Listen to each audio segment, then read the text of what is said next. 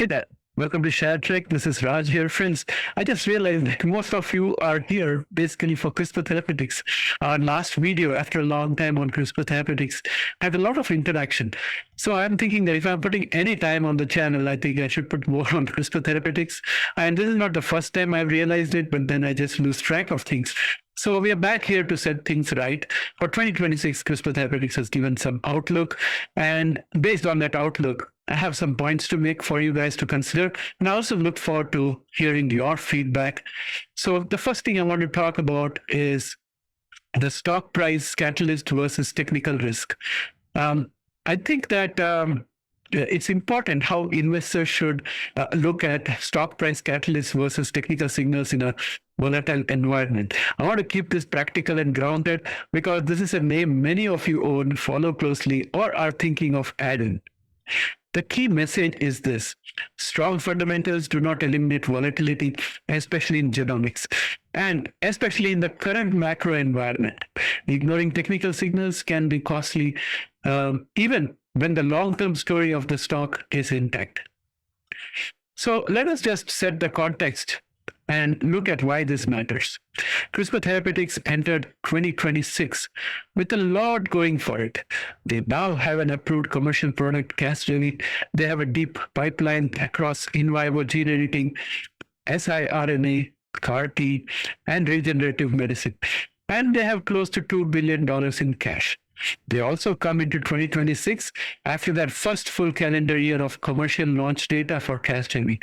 So as we move through the first half of 2026, investors will get a clearer view of the real world uptake, treatment capacity, and payer dynamics. On paper, that's all looking quite reassuring, but if you have invested in genomics long enough, you already know this sector does not trade on fundamentals alone. It trades on expectations. It trades on timing. It trades on liquidity. And it trades on sentiment. So the right question is not, is CRISPR a good company? The better question is, what are the stock price catalysts and how can they move against us even when the science is solid? So let's start with what could move the stock higher. The first and most important near-term to medium-term catalyst, in my opinion, is Casgevy commercialization. This is no longer a clinical promise. It's a real approved therapy for sickle cell disease and beta thalassemia. In 2026, the market will be watching three things very closely. One, how fast treatment centers ramp. Two, how many patients actually get treated. And three, whether the quarterly revenue shows clear acceleration. The first of 2026 is likely the proof of execution period. This is where investors are likely to judge how quickly centers can move patients from referral through workup, through conditioning, and into infusion. And whether that translates into consistent revenue build from quarter to quarter.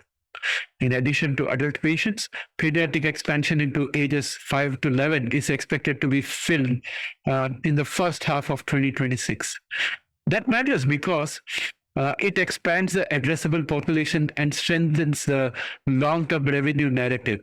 And come to think of this, if it's a once and done treatment, there is much more incentive to get it done when the child is young, so that for the rest of their life, they're going to get the benefit of the therapy rather than doing it at a later stage. So I think the pediatric approval is a very big catalyst in my opinion, but we have to see how the uptake happens. If we start seeing steady quarter over quarter growth, that's when the market begins to treat CRISPR less like a speculative biotech and more like a commercial stage company.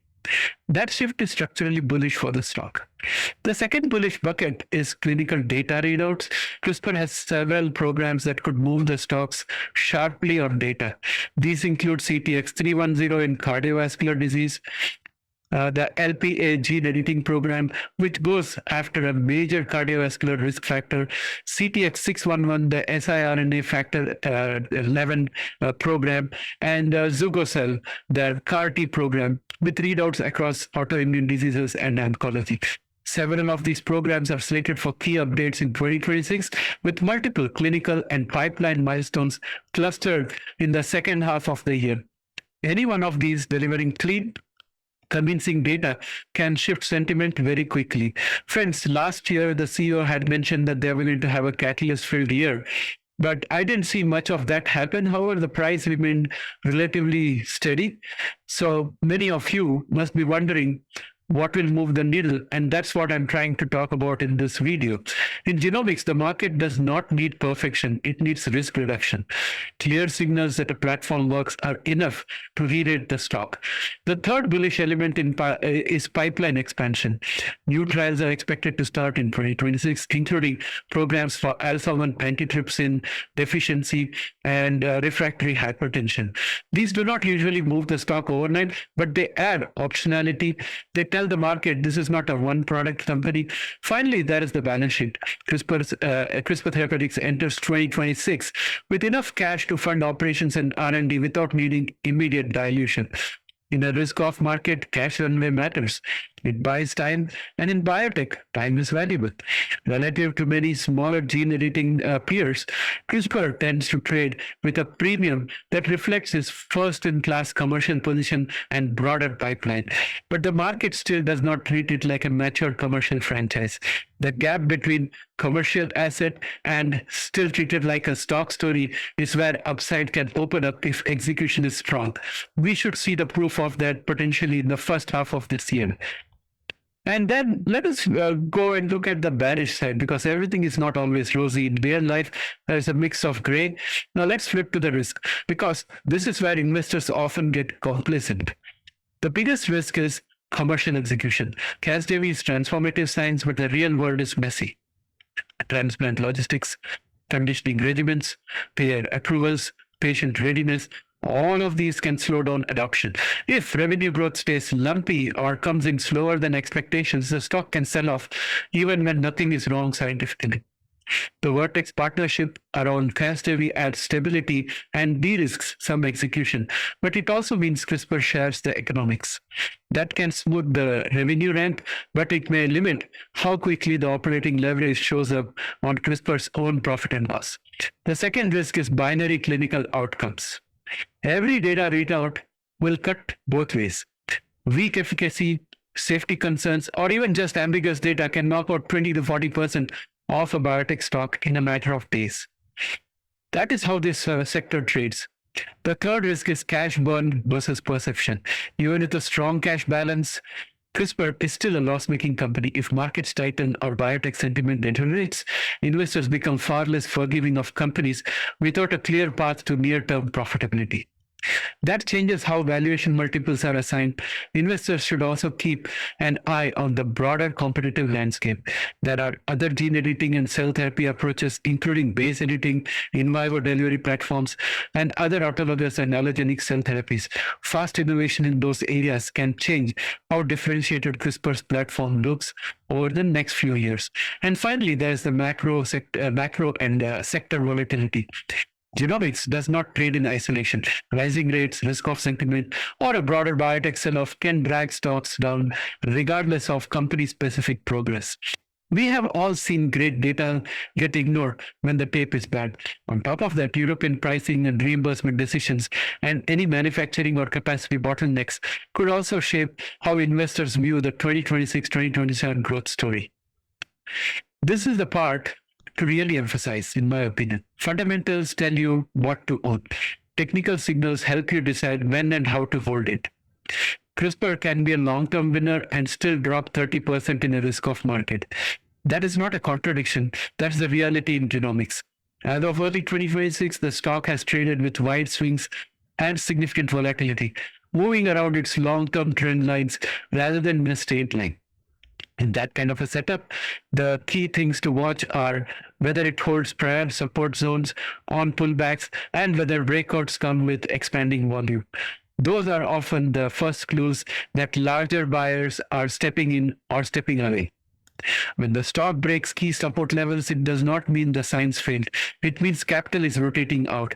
Ignoring that because the fundamentals are strong is how investors end up riding drawdowns that they did not need to endure. And friends, I must confess, I was one of those investors that always thought the science is strong, and then when the stock price went down and I was into sustained loss, I decided not to go into genomics. But I made profits out of CRISPR, and the lesson that I learned, I used it on CRISPR. So right now I'm not holding CRISPR, but I took profits on CRISPR, and I'm looking for the right opportunity to enter into it. In volatile markets, especially in genomics, capital preservation matters as much as conviction. So here is the balanced takeaway. CRISPR Therapeutics has real assets, real cash, and real catalyst in 2026. There are multiple paths for upside if commercialization accelerates or if clinical programs deliver. But this remains a volatile stock in a volatile sector, trading in a volatile macro environment. The mistake is not being bullish. The mistake is being blind to risk. You can believe in the long-term story and still respect technical signals. You can stay invested and still manage exposure. Those two ideas are not in conflict. For most investors, this is not an all-in or all-out decision.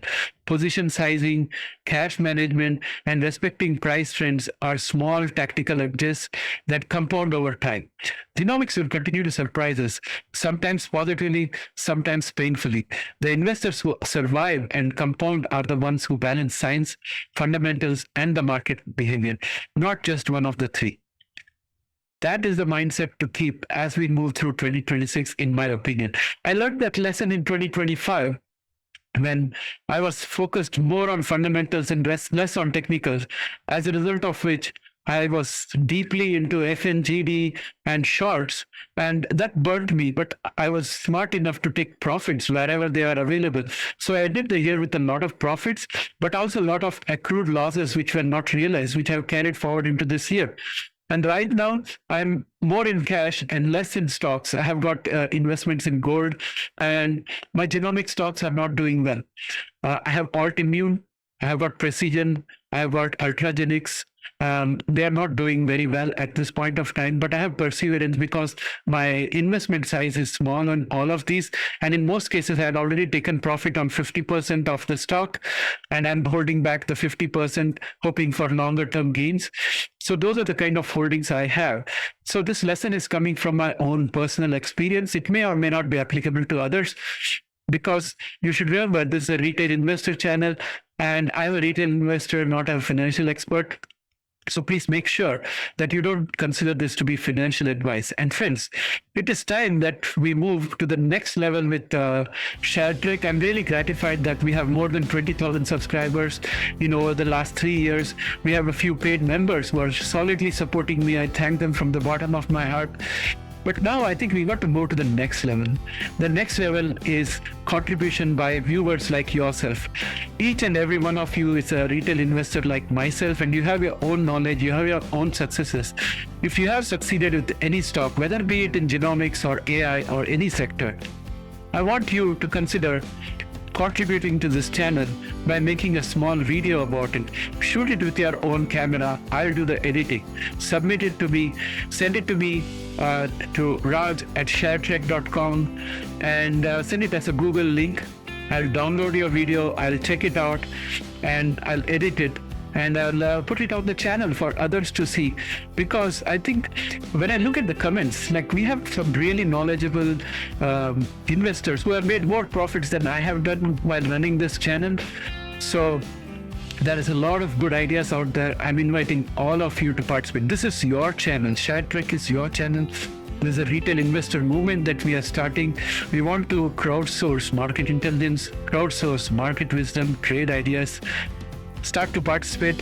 Quite a few are participating even in the live stream, which happens at 8 a.m. Eastern every morning. We have a Substack as well, which is absolutely free. The link to the Substack is in the description. Please just go ahead and subscribe there, and you'll see my pre-market commentary if you're on the move. Every long-form video will also have a Substack. Even this video will have a Substack article which you can read, and that will be much more detailed. So with that, my friends, I'd like to end this video here. I'll see you again later on in the next video or in the live stream tomorrow. Bye for now.